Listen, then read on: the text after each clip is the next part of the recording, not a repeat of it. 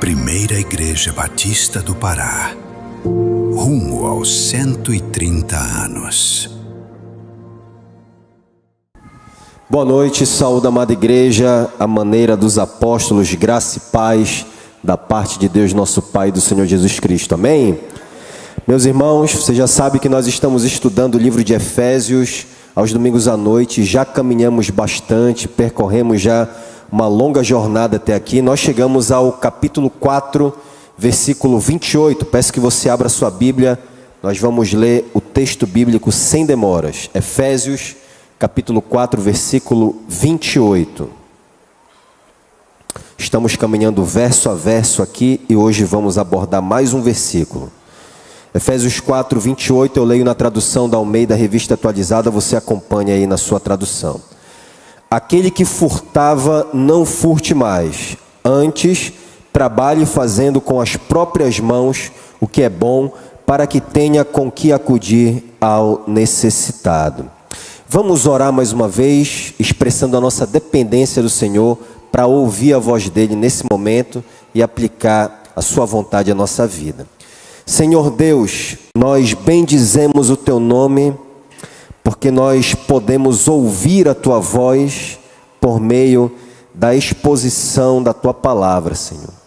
Te agradecemos por estarmos reunidos aqui nessa noite, nessa comunhão que o Senhor planejou desde antes da fundação do mundo. E nos concedeu todos os recursos, ó Deus, para nós vivermos a vida digna do Evangelho que o Senhor deseja.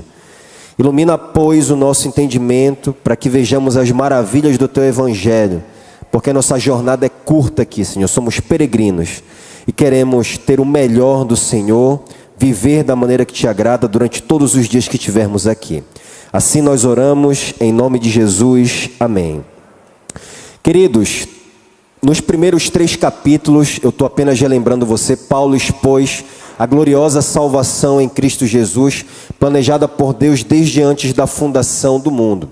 Quando ele chega no capítulo 4, ele faz uma transição. Ele começa a abordar a vida prática que deriva dessa salvação que nós recebemos em Cristo Jesus e que foi cuidadosamente planejada por Deus Pai.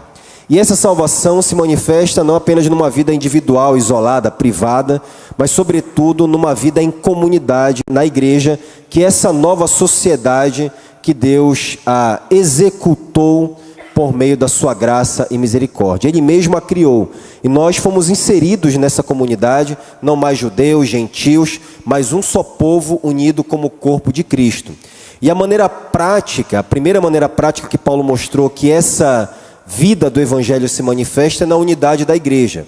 Lá do versículo 1 do capítulo 4 até o 16 ele trabalhou isso.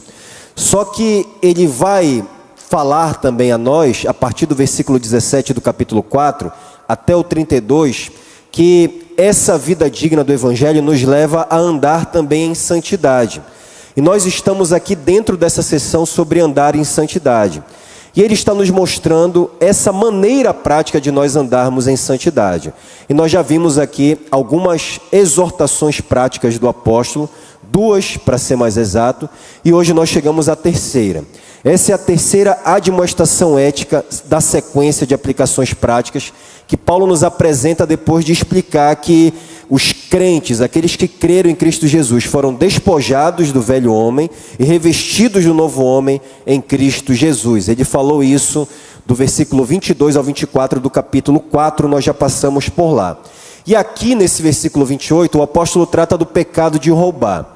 E ele mantém aqui nesse versículo 28 o padrão de todas as outras exortações, mostrando para nós que a santificação, ela não consiste simplesmente em deixar de fazer determinadas coisas pecaminosas e parar por aí. Mas a santificação consiste não apenas disso, isso é correto, devemos fazer, mas também devemos substituir por virtudes do novo homem com base em motivações corretas, motivações espirituais profundas. E há aqui nesse versículo 28 uma progressão muito clara. Paulo conduz o crente em um movimento que vai do roubo, passa pelo trabalho honesto e termina no compartilhamento generoso. É esse movimento que Paulo está fazendo aqui nesse texto. E em resumo, o que ele ensina, em uma frase aqui, o Evangelho. transforma as mãos que antes roubavam em mãos que trabalham honestamente para repartir. É isso que Paulo está nos ensinando aqui. E esse versículo começa com a proibição. Olha aí na Bíblia. Uma proibição do pecado. Aquele que furtava, não furte mais. A primeira pergunta óbvia que nós devemos fazer aqui é o que significa furto. Precisamos definir termos aqui.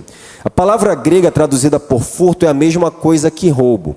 A Bíblia não faz a distinção jurídica moderna que distingue entre roubo e furto.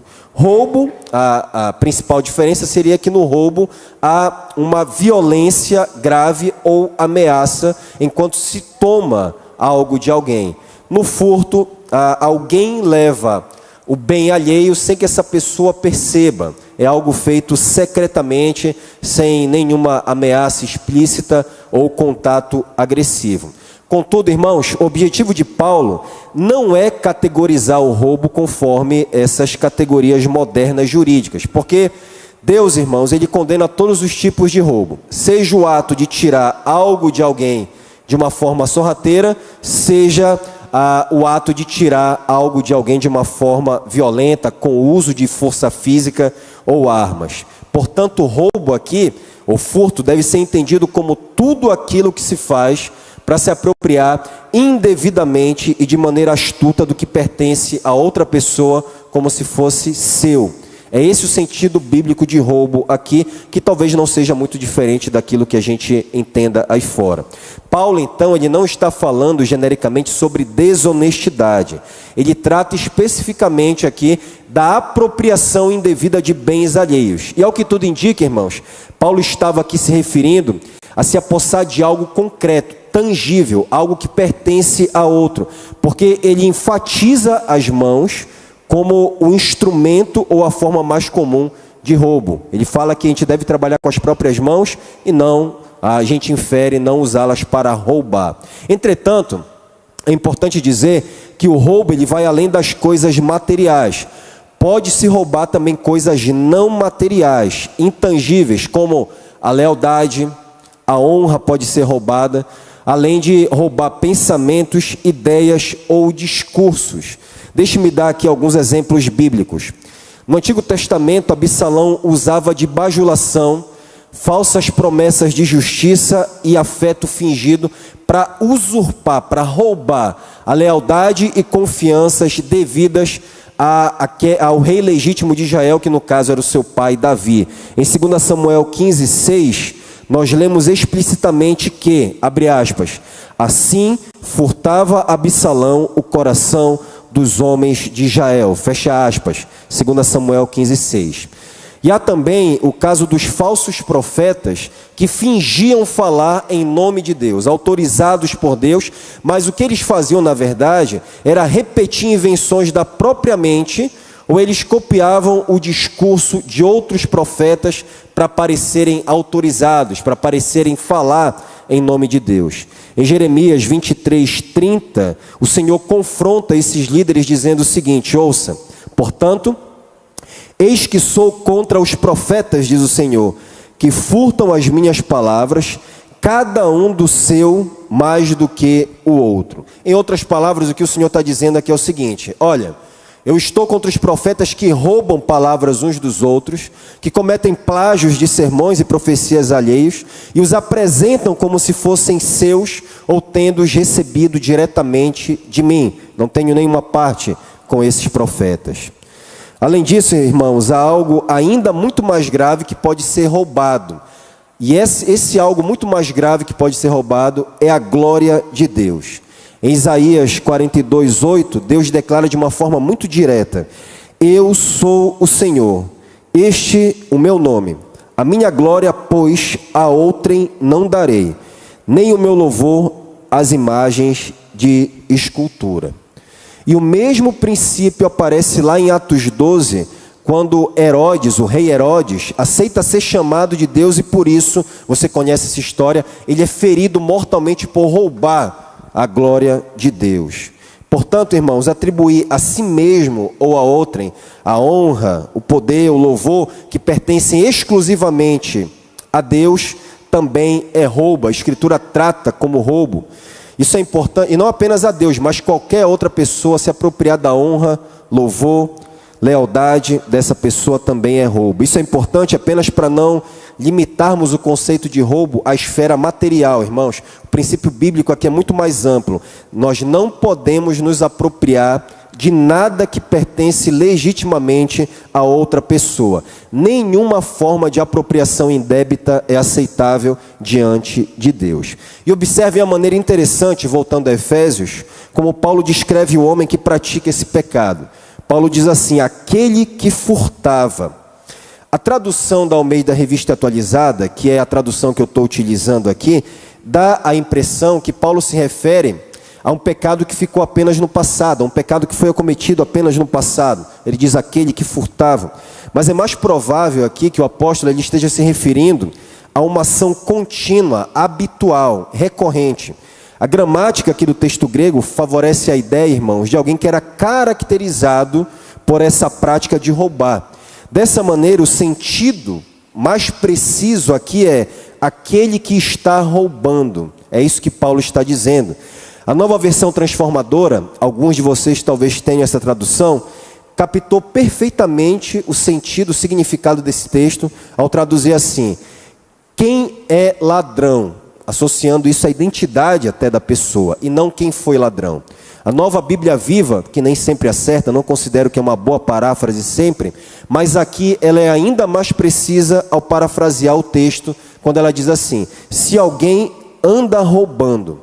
Portanto, eu concordo aqui com essas traduções que não se trata, Paulo não está falando aqui de uma situação hipotética. Se alguém for pego roubando, se alguém anda roubando, ele não está falando disso, ele está falando, no meu entendimento, de uma atividade pecaminosa que estava em andamento, mesmo entre os crentes de Éfeso e de outras igrejas da Ásia Menor, porque essa era uma carta para circular nas igrejas do primeiro século, ali na região da Ásia, onde hoje seria a atual Turquia.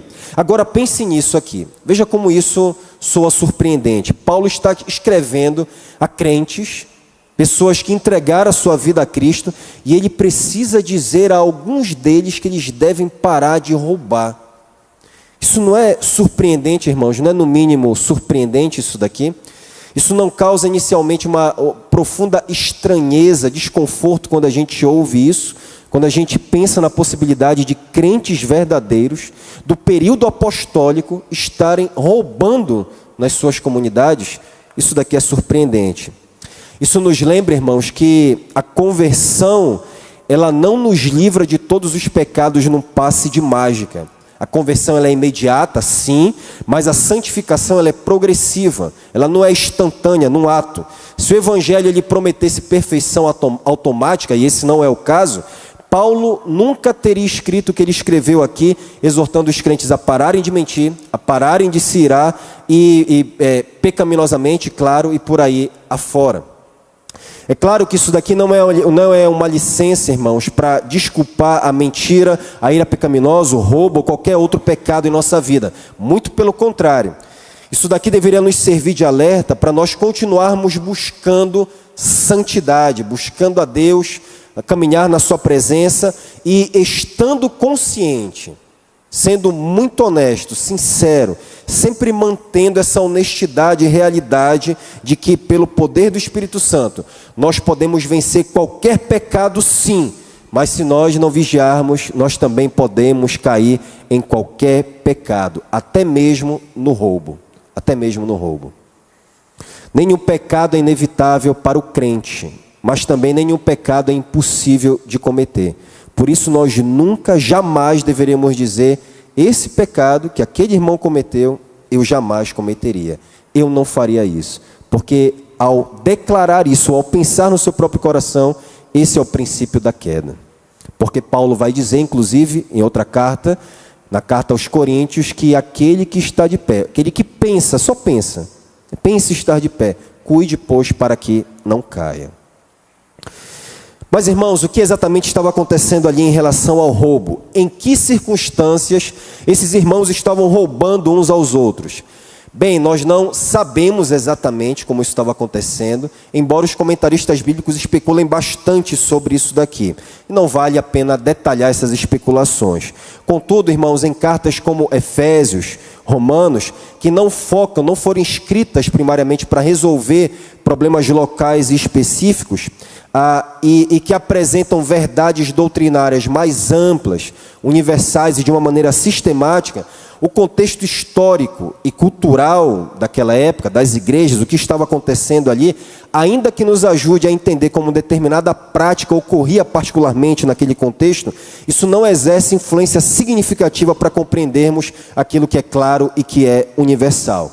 E no caso de Efésios 4:28, mesmo sem nós conhecermos a situação específica, como e por que aqueles irmãos estavam roubando uns aos outros, o que motivou essa exortação específica de Paulo, aquilo que Deus ordena é supracultural, ultracircunstancial e atemporal. Não furte mais. Isso daqui é claro para todas as épocas e culturas e acima de todas as circunstâncias. O cristão, ele deve abandonar toda forma de apropriação indevida daquilo que pertence a outro como consequência da nova identidade em Cristo. É isso que é o ensino de Paulo aqui. E isso não é apenas uma questão judicial ou social. Não é apenas uma questão de encarar o tribunal dos homens ou não, mas encarar o tribunal de Deus. É uma questão de incompatibilidade com a nova identidade em Cristo. Mas, irmãos, Paulo não se limita à proibição. Ele apresenta uma substituição correspondente à nova identidade em Cristo, como ele vem fazendo como padrão até aqui. Acompanhe aí na sua Bíblia a continuidade do versículo 28. Ele diz assim: antes trabalhe com as próprias mãos o que é bom, ou fazendo o que é bom. O verbo grego aqui traduzido como trabalho significa trabalhar arduamente, trabalhar com afinco, labutar, se esforçar com fadiga. No português a gente precisaria de pelo menos 2 ou 3 palavras para falar isso. No grego tem uma só palavra que capta todo esse significado. Existem outras palavras para trabalho comum, mas essa palavra que Paulo está usando aqui é trabalhar com afinco. Trata-se de exaustão física como resultado de trabalho intenso. E essa é uma palavra forte que Paulo está utilizando aqui. E é interessante destacar isso aqui, irmãos, porque isso estabelece um contraste deliberado e muito claro com o ladrão de quem ele vem falando aqui. Porque o gatuno, ele procura obter coisas com pouco esforço. Ele não quer se esforçar, ele quer apenas ter. E ele quer fazer isso alheio ao trabalho. Ele não quer trabalhar. O cristão, por sua vez, aqui é o contraste, procura obter benefícios legitimamente, trabalhando com muito esforço. E aqui, meus irmãos, Paulo apresenta uma visão positiva do trabalho e ele não o trata como um mal necessário. Ele não o trata como o homem moderno que quando chega a segunda-feira ele lembra que vai trabalhar, ele diz: eu tenho que ir só porque eu preciso realmente ganhar dinheiro, isso daqui é para o meu sustento, para a minha necessidade. Essa não é a visão do apóstolo sobre o trabalho. O trabalho em si ele não é uma maldição como o homem moderno parece pensar. Antes do pecado já havia trabalho. Deus colocou Adão no jardim do Éden para cultivar e guardar, de Gênesis 2,15. E isso era trabalho, e portanto, o trabalho ele faz parte da vocação humana original. Mas mais do que isso, o trabalho reflete a imagem do próprio Deus em nós, no homem. O próprio Deus trabalhou nos 6 dias da criação e ele continua trabalhando nos dias da redenção. Em João 5,17, Jesus declarou: meu Pai trabalha até agora e eu trabalho também, palavras do Senhor Jesus. Só que a queda, nós sabemos, ela tornou o trabalho penoso. Isso está lá em Gênesis 3, o homem teria agora que suar, a terra iria resistir ao seu trabalho. E agora, por causa do pecado, também seria introduzida formas pecaminosas de obter recursos. É por isso que Paulo não diz, irmãos, apenas para trabalhar, mas ele acrescenta: fazendo com as próprias mãos o que é bom. Ele faz esse acréscimo aqui, não basta apenas trabalhar. Irmãos, em um mundo marcado pelo pecado, Paulo declara aqui nesse versículo 2 exigências para o trabalho cristão. Em primeiro lugar, esforço e responsabilidade pessoal. Por causa da queda, teria que haver suor, teria que haver essa anulação das forças mecânicas que resistem ao trabalho, e naturais agora por causa do pecado também. Por isso que Paulo ordena isso daqui: trabalhe com afinco, com vigor. E quando ele diz com as próprias mãos, isso fica claro, envolve esforço e responsabilidade pessoal. A forma como o cristão deve trabalhar, repito, é assumindo a sua responsabilidade pessoal, empregando as suas capacidades e os seus esforços naquilo que Deus colocou diante dele, a fim dele obter os recursos de que necessita. A propósito, irmãos, há novamente um contraste liberado aqui com o que veio antes, com o que Paulo está falando antes. As mãos larápias que antes eram usadas para roubar, agora devem ser mãos calejadas pelo trabalho digno. É claro que isso não necessariamente significa que apenas trabalhos manuais devem ser realizados. Paulo não está falando isso, não é a intenção dele. Quando Paulo enfatiza aqui as próprias mãos, ele está simplesmente destacando as mãos como a maneira normal de trabalhar com responsabilidade e esforço pessoal. O ponto aqui não é o tipo de trabalho, se ele é realizado com as mãos ou se ele é realizado com a mente, mas a disposição pessoal de se envolver com dedicação e responsabilidade no trabalho. Essa é a primeira declaração ou exigência ética do trabalho para o cristão. A segunda exigência do trabalho cristão é que a obtenção de recursos, irmãos, não ocorre por meio de atividades pecaminosas, mas por meio daquilo que Paulo chama de o que é bom. Aqui está o limite moral do trabalho, não basta apenas trabalhar. O trabalho tem um limite moral, não é qualquer trabalho. O trabalho ele deve ser moralmente bom. Afinal, como Paulo já disse em Efésios 2:10, passamos por lá, o crente foi criado em Cristo Jesus para o quê? Para boas obras. E trabalhar com o que é bom, portanto, faz parte do chamado cristão de praticar boas obras. Agora a pergunta que é para nós avançarmos, aqui é a seguinte: qual é o propósito do trabalho cristão? Qual é a motivação por trás de trabalhar com as próprias mãos, fazendo o que é bom? Em outras palavras, para que trabalhar? Para que obter recursos? É isso que Paulo revela na última parte do versículo, com uma resposta, irmãos, que talvez nós não esperássemos, com uma resposta surpreendente. Ele diz: para que tenha com que acudir ao necessitado. Veja, muita atenção aqui, o objetivo do trabalho não termina em suprir necessidades pessoais, mas em suprir necessidades daqueles que realmente precisam. Quando Paulo diz para que tenha, entre aspas aqui, está afirmando que trabalhar honestamente para possuir bens materiais, irmãos, não é algo pecaminoso em si mesmo. Não é errado prosperar por vias de trabalho honesto, legítimo, fazendo aquilo que é bom. Contudo, Paulo não para nesse ponto aqui. Ele não diz trabalhe para que tenha e para que. Não é, esse é o ensino do conservadorismo individualista. Trabalhe para prosperar, para que tenha para si mesmo. Não é esse o ensino de Paulo.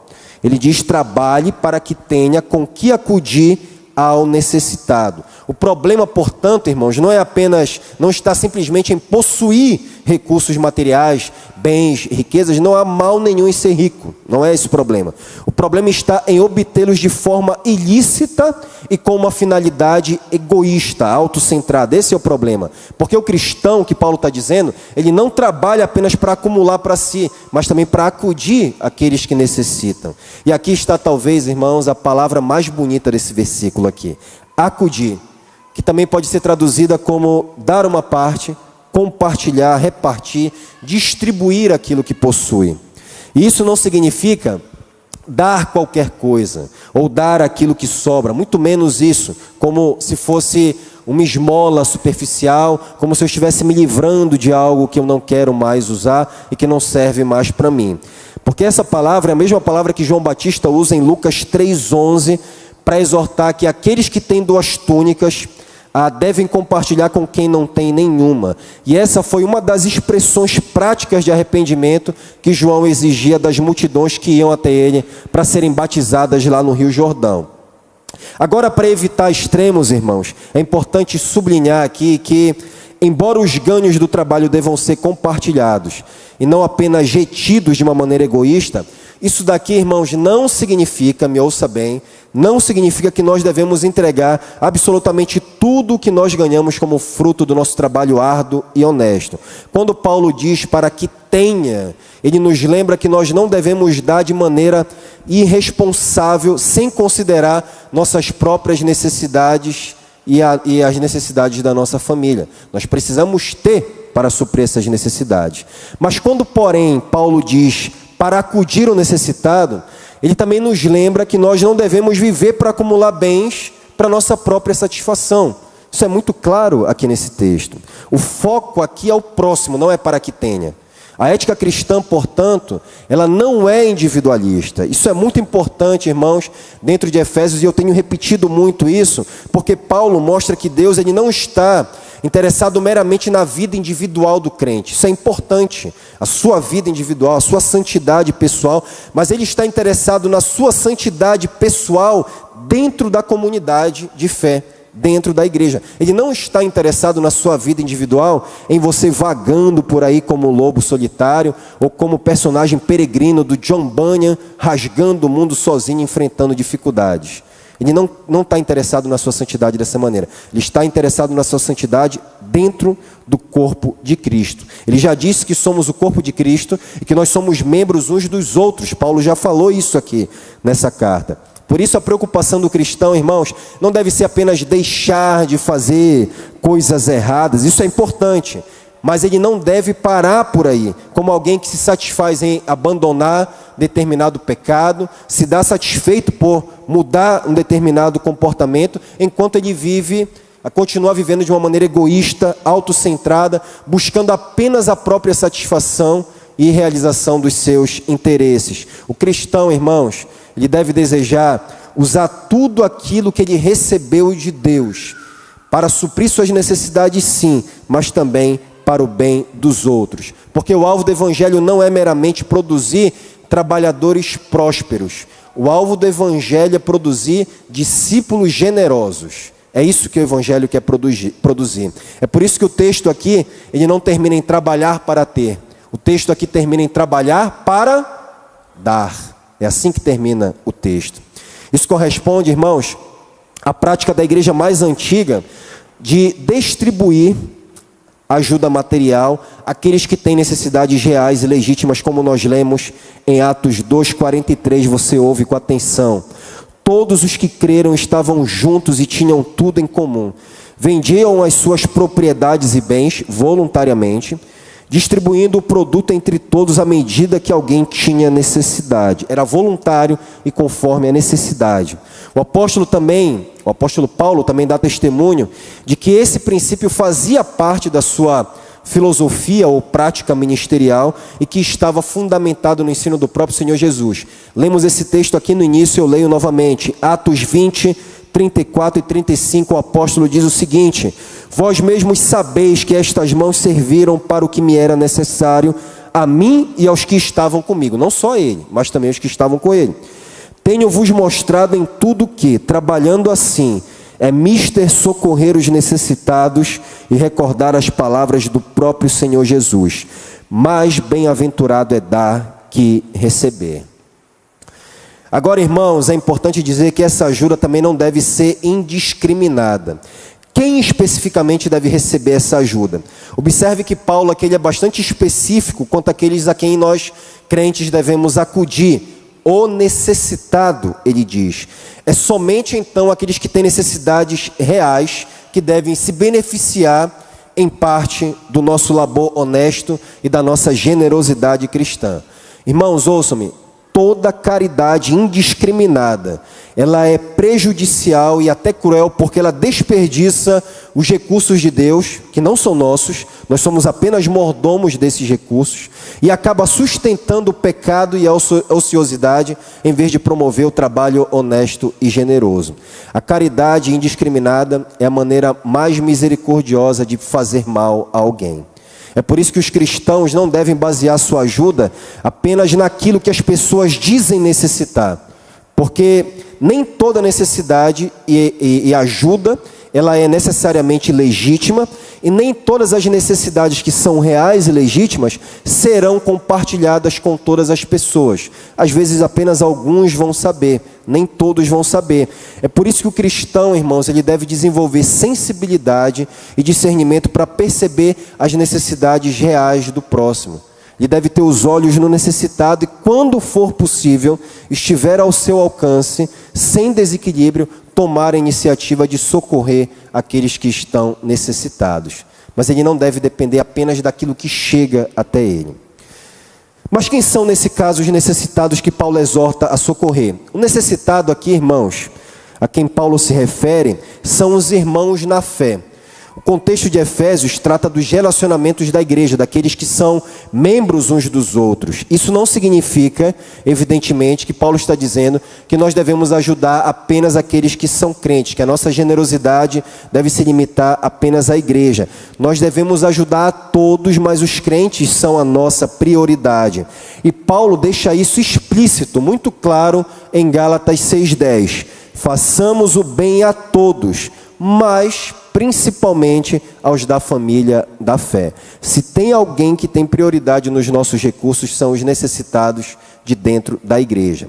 Paulo, portanto, descreve aqui, irmãos, uma transformação radical na maneira como o cristão se relaciona com os bens alheios e com o trabalho e também com o próximo. O ladrão olha para o próximo e diz assim: eu quero o que é seu. O trabalhador honesto, o trabalhador diligente, ele olha para si e pensa: eu quero trabalhar para ter. Mas o cristão maduro, ele diz assim: e Deus tem me abençoado com muitos recursos, e talvez aquilo que eu tenho possa servir para abençoar você nas suas necessidades. O ladrão usa as mãos para roubar, o trabalhador honesto usa as mãos para produzir para si mesmo, mas o cristão maduro usa as mãos para abençoar as pessoas, para repartir com o próximo. O que devemos reter desse texto, então, é isso. Explicamos esse texto aqui. O Evangelho transforma as mãos que antes roubavam, surrupiavam, em mãos que trabalham agora honestamente para repartir. Essa é a beleza da santificação, irmãos. Deus não nos chama apenas a abandonar o mal, mas a substituí-lo pela prática do bem. Mas o que significa para nós na prática isso? Como é que Efésios 4:28 muda a maneira como nós lidamos com os bens alheios, com o trabalho e com o próximo, com a maneira como nós utilizamos os nossos recursos? Vai aqui algumas aplicações finais agora. Em primeiro lugar, examine se há alguma forma de apropriação indevida em sua vida, especialmente nos relacionamentos com seus irmãos na fé. Primeiro, examine se você não está tomando literalmente com as suas mãos alguma coisa que pertence ao seu irmão. Você está usando força, ameaça ou violência para se apropriar daquilo que pertence a outra pessoa? Ou, de uma maneira mais oculta, você está furtando bens que pertencem à igreja? Irmãos, pode parecer improvável e talvez até estranho, como eu já disse, imaginar que isso seja uma possibilidade entre os cristãos, porque alguém dificilmente se imagina como um ladrão. Mas essa é a aplicação mais direta e clara do texto aqui. Ao que tudo indica, eram exatamente essas formas clássicas de roubo que estavam acontecendo entre as igrejas da Ásia Menor do primeiro século. Portanto, nós não devemos considerar isso distante ou irrelevante para a igreja hoje. Abandonar imediatamente toda forma de apropriação violenta ou secreta de bens alheios é a aplicação mais simples aqui que o texto diz de maneira tão clara.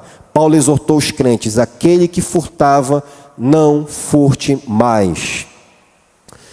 Agora, talvez você nunca tenha tomado à força nada de ninguém, muito menos de seus irmãos na fé. Talvez você nunca tenha secretamente aproveitado o descuido de alguém para colocar a mão no seu bolso e tirar alguma quantia de dinheiro, furtar o seu celular ou levar algum objeto de valor.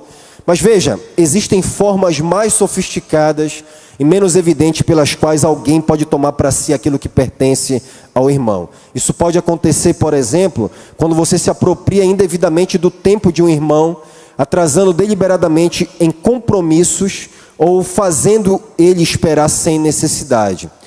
Pode acontecer quando você se apropria pelo crédito do trabalho de outra pessoa, da ideia de outra pessoa, ou até mesmo quando você retém aquilo que você deveria entregar como oferta a Deus. Aliás, no Antigo Testamento, o próprio Deus considerava roubo explícito não dar o dízimo, como nós lemos em Malaquias 3, 8 a 10. Ouça: roubará o homem a Deus? Todavia vós me roubeis e dizeis: em que te roubamos? Nos dízimos e nas ofertas alçadas. No Novo Testamento, porém, irmãos, o padrão da contribuição não é um percentual fixo, não é dízimo. E aqui está o ponto: o contrário do roubo no Novo Testamento não é simplesmente não roubar e nem dar 10%, dar o dízimo. O contrário do roubo, segundo Efésios 4, 28, é trabalhar dura e honestamente para ter com que acudir o necessitado. Portanto, quando de maneira egoísta e de uma maneira deliberada, consciente, você retém recursos que Deus lhe confiou e deixa de contribuir para suprir as necessidades legítimas da igreja, você está se apropriando indevidamente para si próprio daquilo que pertence não a você, daquilo que pertence a Deus, que deveria servir para o bem dos irmãos na igreja e também para o benefício da comunidade ao redor. O que fazer se esse é seu caso? O Evangelho exige apenas 2 passos: arrependa-se e venha a Cristo. É isso que o Evangelho exige. Não endureça o coração, não esconda o pecado, não o justifique. Mude o seu comportamento e faça aquilo que Paulo está orientando aqui nesse texto, inspirado pelo Espírito Santo.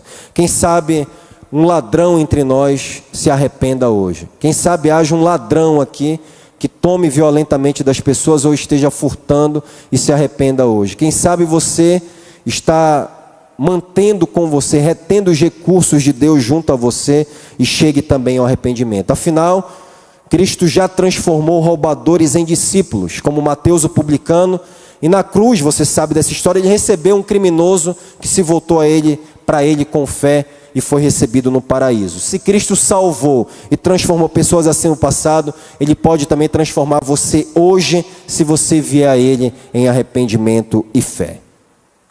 Em segundo lugar, a segunda aplicação: valorize o trabalho árduo, honesto e digno. Nós vivemos em uma época, irmãos, em que cada vez mais se procura ficar rico trabalhando menos. Hoje as pessoas querem ficar ricas fazendo vídeo na internet. Alguns têm conseguido, inclusive. Mas alguns também estão tentando obter dinheiro por atividades cuja legitimidade moral é, no mínimo, duvidosa, irmãos, inclusive crentes. O cristão, ele deve cultivar uma cultura positiva do trabalho. Ele deve trabalhar com responsabilidade, trabalhar com dedicação e disposição para fazer algo bom, rejeitando tanto a preguiça quanto atividades pecaminosas ou moralmente duvidosas enquanto sua vocação profissional. Por exemplo, não é moralmente correto, é claramente pecaminoso o cristão ganhar a vida traficando drogas, prostituindo-se, explorando pessoas sexualmente, fazendo ensaios sensuais, fotografando coisas desse tipo, comercializando produtos roubados, piratas ou obtidos ilegalmente. Dia desses eu vi alguém de uma outra igreja postando na época da Copa a venda de camisas tailandesas, que é um eufemismo para camisas piratas, camisas tailandesas do Brasil. Esse tipo de atividade com certeza é contrária ao que a palavra de Deus diz e moralmente incorreta. O cristão, ele não pode também trabalhar falsificando documentos, divulgando mentiras ou meias verdades para enganar clientes e obter vantagens, atrair por meio de publicidade, explorando pessoas vulneráveis para enriquecimento, praticando corrupção, suborno, agiotagem exploratória, etc. Tudo isso é incompatível com aquilo que Paulo chama o que é bom. E nós devemos tomar cuidado, irmãos, porque à medida em que o mundo se torna cada vez mais secularizado e distante dos valores cristãos, a dignidade do trabalho é progressivamente diminuída.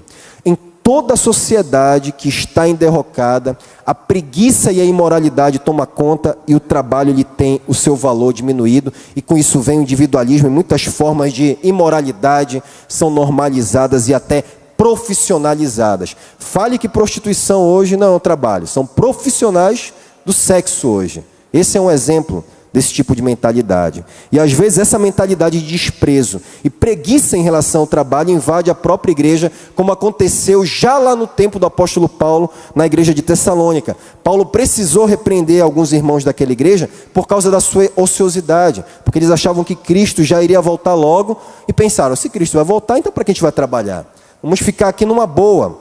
E é por isso, irmãos, que a igreja sempre deve defender uma visão correta do trabalho, ensinando que o trabalho honesto, ainda que realizado fora das atividades eclesiásticas, ele não é menos espiritual ou digno. Não pense que apenas atividades ligadas diretamente à igreja são verdadeiramente espirituais ou mais valiosas diante de Deus. Todo trabalho honesto e dentro dos limites daquilo que é moralmente bom, é uma maneira de servir a Deus e ao próximo. E nós deveríamos olhar para as nossas profissões dessa maneira. E se você é o irmão necessitado, eu quero falar com você agora. Não transforme a ajuda de outros em um estilo de vida. Não se acomode apenas a pedir e receber. Quando você puder trabalhar, trabalhe. E quando você puder socorrer, socorra. Trabalhe com vistas para ajudar alguém. Trabalhe para ajudar os outros. Porque o padrão cristão não é ser necessitado para sempre. Não é esse o padrão cristão aqui, seja necessitado. O padrão cristão aqui é seja trabalhador diligente. Necessitado para sempre, não. Trabalhador diligente, sim. O padrão cristão não é depender aqui necessariamente, ou desnecessariamente, melhor dizendo, de outros, mas ajudar generosamente outros. Receber ajuda, ouça-me, quando se está genuinamente necessitado. Quando há uma necessidade legítima, real, não é pecado, não é vergonha. E na verdade, esse é um meio que Deus usa, é uma das formas que Deus usa para suprir as necessidades dos seus filhos. E por isso nós devemos estar dispostos, sem orgulho, a receber ajuda quando necessário. Mas, ouça-me também, o outro lado é o seguinte: recusar-se a trabalhar, quando se tem condições de fazê-lo, quando se tem força, quando se tem funcionalidade, e se prefere, no entanto, viver à custa dos outros, também é uma forma de apropriação indevida, uma espécie de roubo, porque isso significa lançar mão indevidamente daquilo que pertence a outras pessoas e por um tempo que já não deveria mais haver. Lembre-se sempre das palavras do próprio Senhor Jesus, que disse: mais bem-aventurada coisa, mais bem-aventurada coisa é dar do que receber. Terceira aplicação: abandone uma visão egoísta do trabalho como um mero meio de acumular e passe a enxergá-lo como instrumento de Deus para repartir e amar o próximo. Você pode não roubar, ser um trabalhador honesto, mas ainda assim não ser generoso. Você precisa, meu amado irmão, meu amigo, todos nós precisamos avaliar o valor do trabalho e dos recursos obtidos através do nosso trabalho honesto, não apenas com base na legitimidade moral desse trabalho, se esse trabalho é correto, mas também nós devemos avaliar o valor do nosso trabalho e os recursos que nós obtemos dele, considerando a finalidade da nossa vocação profissional e dos recursos que nós obtemos através dele. Para que você trabalha? Você trabalha apenas para ter mais? Você trabalha simplesmente para aumentar o seu patrimônio?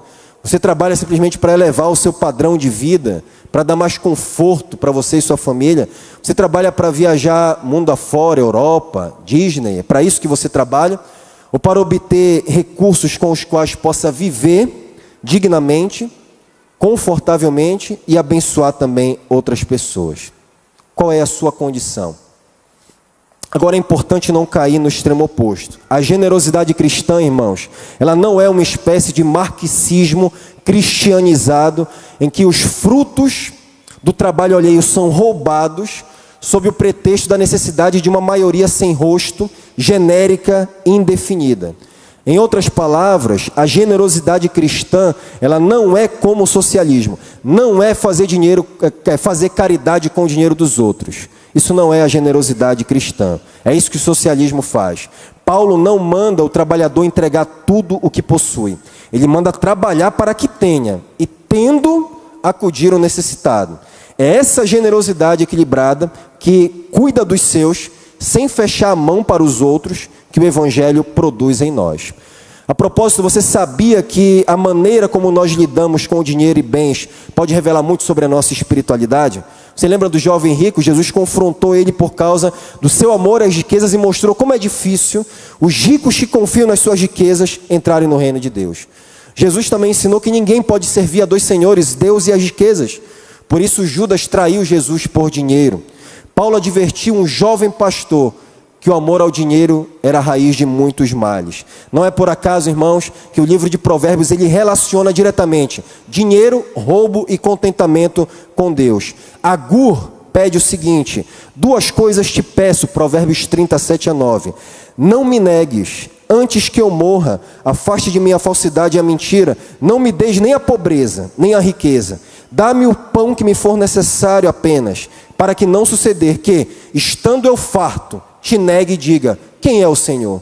Ou que empobrecido venha furtar e profane o nome de Deus. E é esse princípio que nós encontramos justamente aqui em Efésios 4:8. O apóstolo, irmão, está usando a maneira como nós nos relacionamos com o dinheiro, com os bens e com o próximo como indicador de santidade. A generosidade é um dos sinais visíveis da nossa caminhada com Deus. Quanto mais o Evangelho transforma o nosso coração, mais nós vivemos para servir a nós mesmos e mais vivemos para servir a Deus e ao próximo. Quando eu estava no seminário, recebi uma bolsa de estudos da Missão ID. Uma missão, uma organização que tem entre seus objetivos, irmãos, auxiliar seminaristas. A Missão ID foi fundada por Josias de Almeida Lira, um empresário bem-sucedido lá de Manaus, aqui do lado de nós.